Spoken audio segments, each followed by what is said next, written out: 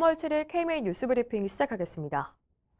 오미크론 변이 확산으로 코로나19 확진자가 급증하는 가운데 중환자 병상 부족에 대한 우려가 커지고 있습니다. 신규 확진자 수는 7일 0시 기준 21만 716명으로 나흘째 20만 명대를 유지했습니다. 확진자가 늘면서 중환자 병상 가동률도 급격히 높아지고 있는데요. 지난 4일 50.5%였던 중환자 병상 가동률은 어제 59.8%로 사흘 만에 약 10%나 증가했습니다. 전문가들은 앞으로가 문제라는 지적입니다. 가천의대 정재훈 교수는 중환자 수 정점은 확진 유행 정점보다 보통 3주가량 뒤에 온다면서 현 추세라면 중환자 병상은 유행 정점이 지난 4월경에는 모자라게 될 거라고 전망했습니다. 이 같은 우려에도 불구하고 정부는 방역을 완화하고 있습니다. 5일부터 식당 등의 영업시간을 기존 오후 10시에서 11시로 늘렸는데요. 고려의대 김우주 교수는 많은 나라들이 확진자가 정점을 향할 때 거리 두기를 강화하고 정점을 찍고 내려올 때 완화했는데 우리 정부는 역주행을 하고 있다고 비판했습니다. 코로나19 방역 최일선에서 사투를 벌이고 있는 공중보건 의사들의 상당수가 우울과 불안, 번아웃에 시달리며 정신건강이 위험 수위에 이른 것으로 나타났습니다.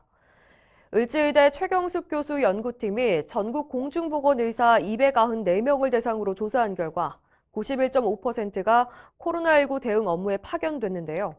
근무기간이 길수록 금전 보상과 생활처우에 불만족할수록 우울과 불안, 울분 증상, 번아웃 증상이 2배에서 4배 높았습니다.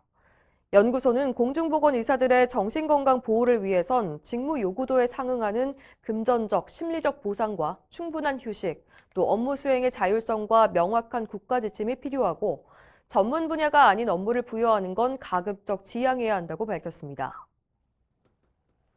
일부 대선 후보자가 공공의대를 설립하겠다는 공약을 내세워 의료계의 비판의 목소리가 나왔습니다.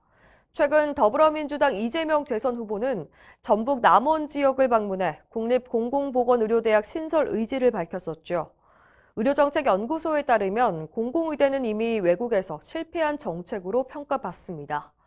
대만의 경우 1975년 국립양명의대를 설립해서 국가 장학생으로 의사를 양성했지만 이들 중 의료 취약자에 남아 계속 근무한 비율은 3.8%에 불과합니다. 일본 역시 의대 지역 정원 제도나 자치의대 제도를 운영하지만 지원자가 줄면서 입학 정원 결손이 반복되고 있습니다. 우봉식 의료정책연구소장은 공공의대와 공공의료만이 우리나라 보건의료 현안에 대한 해법이라는 주장은 확증 편향이 만든 오류와 허구라며 일부 정치인들이 이를 진실인 양 믿고 주장하는 리플리 증후군에 빠져 있다고 비판했습니다. 디지털 기술을 활용해 개인의 건강 정보를 분석하고 맞춤형 건강관리 서비스를 제공하는 산업을 법적으로 지원하는 방안이 추진 중인데요. 의료계는 우려하고 있습니다. 최근 더불어민주당 정태우 의원이 발의한 디지털 헬스케어 산업 육성 법안은 관련 기업에게 조세 특례, 우선 구매 등 혜택을 부여하고 전문 인력 양성과 고용 지원에 대한 내용 등이 담겨 있습니다. 이에 대해 대한의사협회는 이 법안이 국민 건강과 생명에 직결된 보건의료 분야를 산업적 측면에서만 접근하고 있다고 비판했습니다. 미래 유망 사업이라는 이유로 기업의 수요 창출에만 집중하고 관련 기술을 보유하거나 개발하는 업체들의 이익만을 대변하고 있다는 지적입니다. 의협은 디지털 헬스케어 분야는 산업통상자원부가 아닌 보건복지부를 주무부처로 하고 의료계 전문가들이 참여해서 신중히 검토해야 한다고 밝혔습니다. 또 의료 서비스 제공에 대한 법적 책임 문제, 관련 비용 및 적정 수가 책정 등도 함께 논의돼야 한다고 강조했습니다.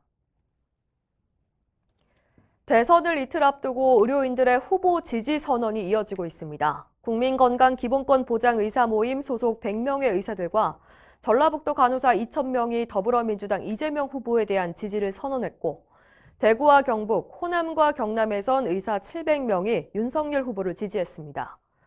부산과 서울에서도 약 900명의 의사들이 윤 후보에 대한 지지 의사를 밝혔는데요.